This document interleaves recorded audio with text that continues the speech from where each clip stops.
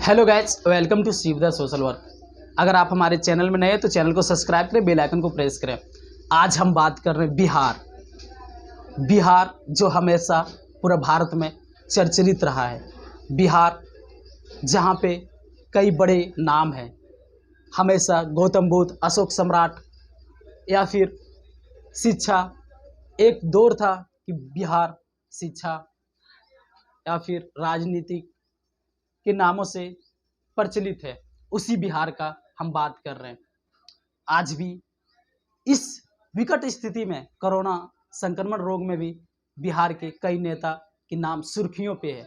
उन्हीं में एक नेता के बारे में हम बात कर रहे हैं, जिसका नाम राजेश रंजन उर्फ पप्पू यादव है।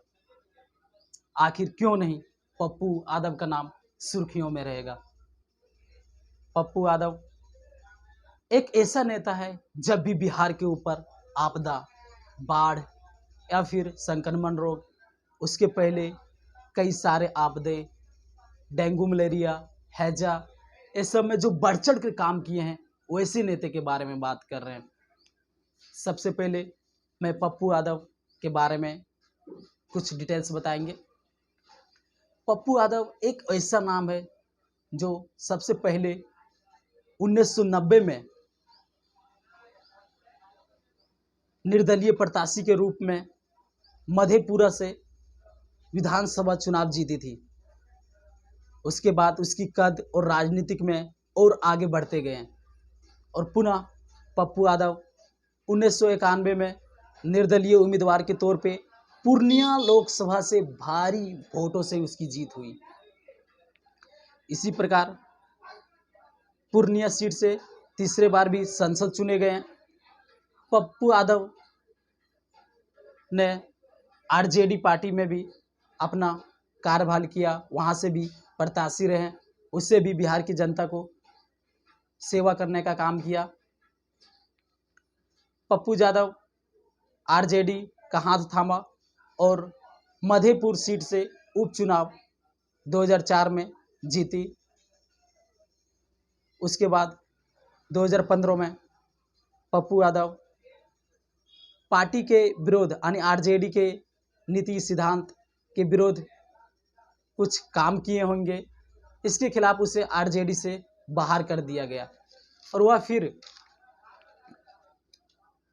2019 में अपनी जन अधिकार पार्टी बनाए और 2019 चुनाव में मधेपुरा से संसद के लिए चुनाव लड़े, लेकिन उसकी जीत नहीं हुई। उसके बाद भी कहा जाए तो पप्पू यादव सुर्खियों में रहने वाले नेता है। पप्पू यादव एक ऐसे नेता हैं जो आरजेडी से लेकर, निर्दलीय से लेकर अपनी जन अधिकार पार्टी में योगदान दिया है और रहे हैं। पप्पू यादव बिहार से 5 बार संसद विधायक रह चुके हैं और अभी पप्पू यादव का नाम सुर्खियों में है। तो इसका कारण क्या है, अब मैं उस पर डिटेल्स से बात करेंगे। बने रहिए ब्लॉग पे। तो पप्पू यादव अभी के समय में सुर्खियों में रहने का मुख्य कारण है, आज पूरा देश संक्रमण रोग से गुजर रही है। इसी बीच बिहार भी कोरोना की चपेट में है। वो भी हर दिन बिहार में भी कोरोना से कई व्यक्तियों की जान जा रही है। ऐसे समय में संसद, डबल इंजन की सरकार है, वहाँ संसद, विधायक सभी चुप साधे हुए।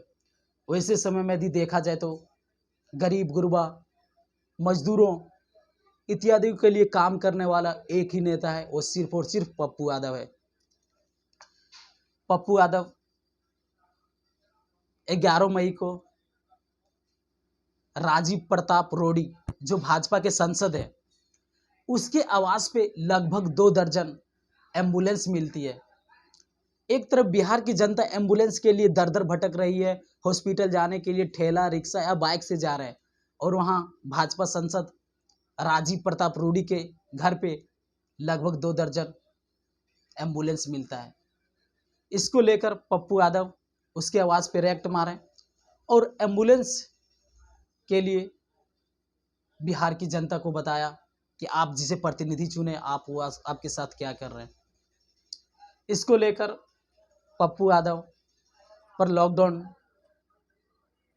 नियम उल्लंघन का धारा लगा, क्योंकि पप्पू यादव हमेशा गरीबों के लिए, जो मजदूर हैं, जो प्रवासी मजदूर हैं, जो बिहार आ रहे हैं या फिर कहीं काम कर रहे हैं, जो तिहाड़ी मजदूर हैं, जिसे हर दिन काम करते हैं तभी खाते हैं, वैसे मजदूरों के लिए हमेशा खाना, गैस हो, ऑक्सीजन गैस हो, और फिर बेड हो, हॉस्पिटल में कैसे व्यवस्था करवाना है, किसी की आर्थिक मदद हो, ये सबों के लिए हमेशा सुर्खियों में रहने वाला बिहार की मात्र एक ही नेता है, जो पप्पू यादव है। और ये डबल इंजन की सरकार आनी, कहा जाए तो भाजपा की सरकार को बर्दाश्त नहीं हुई, उसे इससे दिक्कत आई, फिर उसने पप्पू यादव को लॉकडाउन उल्लंघन मामला में उसे 13 मई को गिरफ्तार कर ली गई, जो चिंता की विषय है। हम जैसे समाज सेवियों के लिए चिंता की विषय है। आखिर जब ऐसा देश में होने लगेगा तो कौन समाज की सेवा करेगा, कौन आदमी आगे आएगा गरीबों के लिए, मजदूरों के लिए। बहुत ही दुखद है। और मैं इस ब्लॉग के माध्यम से बिहार सरकार के साथ भारत सरकार से भी मांग करता हूं कि एक ऐसे जनसेवक, जिसे अभी कोरोना के संक्रमण रोग में बिहार की जनता को जरूरत है, पप्पू यादव, वैसे नेता को रिहाई होनी चाहिए। गिरफ्तारी 13 मई को हुई, आज 16 मई हो चुका है, आज तक उसके ऊपर रिहाई के लिए कोई ठोस कदम नहीं लिया गया। यहाँ तक कि उसके ऊपर कई पुराने मामले भी और निकाले गए, जिससे पप्पू यादव और उलझनों में फंस रही है। ये बहुत ही चिंता की विषय है। अगर इस तरह के समाज सेवी, सोशल वर्क या फिर नेता के साथ गलत व्यवहार होगा तो ये बहुत ही दुखद है, बहुत ही चिंता की विषय है।